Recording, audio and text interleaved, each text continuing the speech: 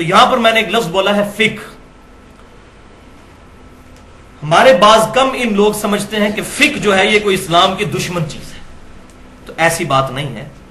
فقہ اور تقلید میں فرق ہے. صحیح بخاری اور مسلم کی متفق علیہ حدیث ہے، اللہ تعالیٰ جس کے ساتھ بھلائی کا ارادہ فرماتا ہے اس کو دین کی فقہ عطا فرما دیتا ہے، اور اللہ تعالیٰ عطا فرماتا ہے میں تقسیم کرتا ہوں. الحمدللہ. یہ جو آخری حصہ جو ہے ہمارے بریلوی مکتب فکر کے لوگ جو ہے وہ پکڑ کے اللہ دیتا ہے اور میں تقسیم کرتا ہوں، وہ پورا کنٹیکسٹ ہی اس کو آؤٹ آف کنٹیکسٹ کر دیتے ہیں. یہ دین کے بارے میں، اور دین ظاہر ہے آپ نے ہی سکھایا صلی اللہ علیہ وسلم، آپ کی ہی وجہ سے دین پھیلا ہے. تو اس پر امام بخاری نے بھی باب باندھا ہے کہ اللہ تعالیٰ جس کے ساتھ بھلائی کا ارادہ فرماتا ہے اس کو دین کی فقہ عطا فرما دیتا ہے. فقہ کی اپروپریٹ ٹرانسلیشن ہے ٹرو انڈرسٹینڈنگ انگلش میں، اور اردو میں کہہ سکتے ہیں سمجھ بوجھ، صحیح چیزوں کی سمجھ بوجھ، اس کو کہتے ہیں فقہ.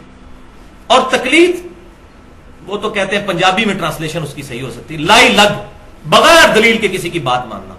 فقہ اور تقلید تو اپوزٹ ورڈ ہے. فقہ کو ماننے والا مقلد ہو ہی نہیں سکتا، اور جو مقلد ہوگا کبھی فقہ کو نہیں ماننے والا ہوگا، اس نے تو اپنا دماغ بند کر دیا نا. تو ہم نہ مقلد ہیں اور نہ غیر مقلد، ہم متبع سنت ہیں. ہم الحمدللہ کتاب و سنت کو صحابہ، اہل بیت، تابعین، تبع تابعین اور سلف کے منہج کے مطابق سمجھتے ہیں الحمدللہ.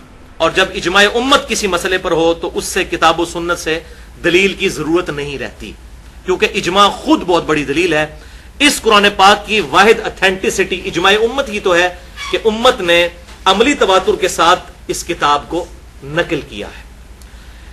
اجماع کے حوالے سے میری ایکسکلوسیو گفتگو ہے مسئلہ نمبر 31 کے نام سے، 40 منٹ کی گفتگو. اس میں نے اجماع کی حجیت اور اس کی 17 مثالیں بھی بیان کی ہیں.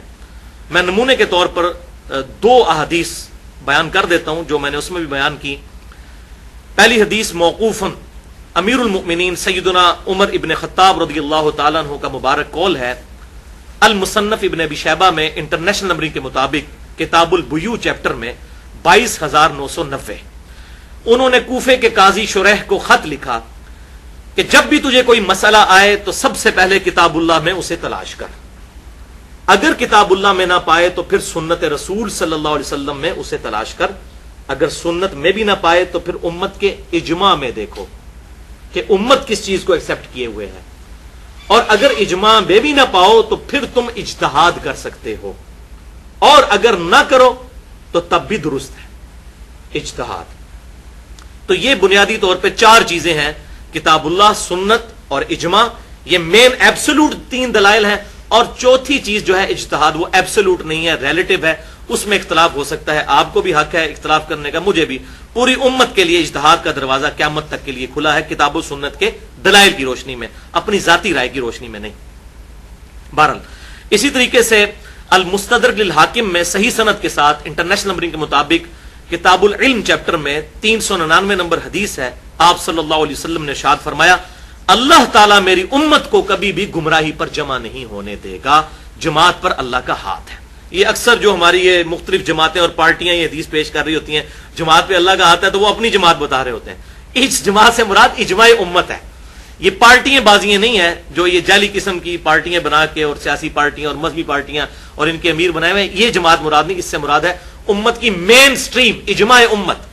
میری امت کبھی گمراہی پر جمع نہیں ہوگی، جماعت پہ اللہ کا ہاتھ ہے. تو اس جماعت سے مراد ہے امت کی پوری اجماعی جو تھاٹ ہے اس کو اجماع کہا گیا.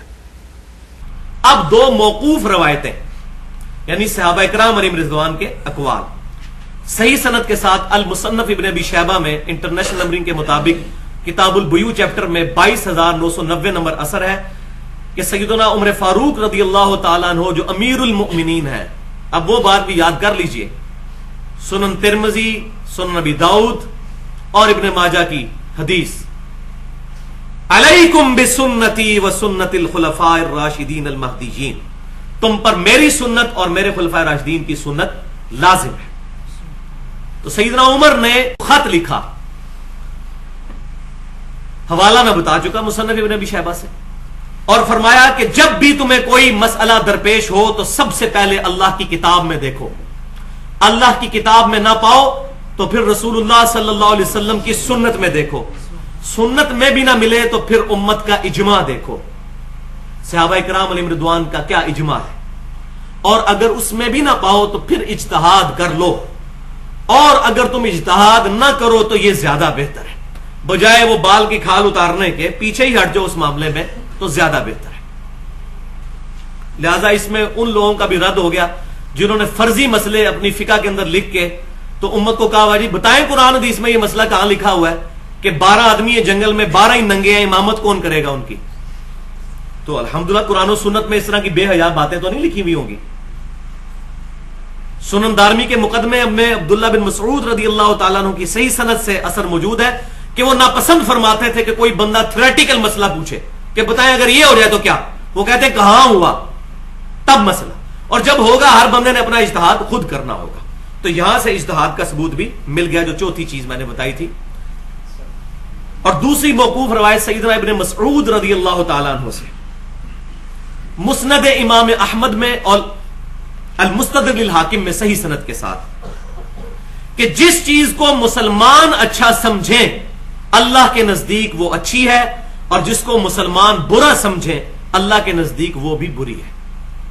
تو یہ بھی اجماع کی دلیل ہے۔ اب اس سے یہ نہ سمجھیے گا کہ چند ایک مسلمان مل کے کوئی بدعت شروع کر دیں اور کہیں جی ہم اس کو اچھا سمجھ رہے ہیں تو وہ دین کا حصہ ہو جائے گی۔ اجماع جب تک نہیں ہوگا، اگر اہل حق مخالفت کریں گے کتاب و سنت کے دلائل پر تو وہ بدعت ہی ہوگی، اجماع نہیں ہوگا۔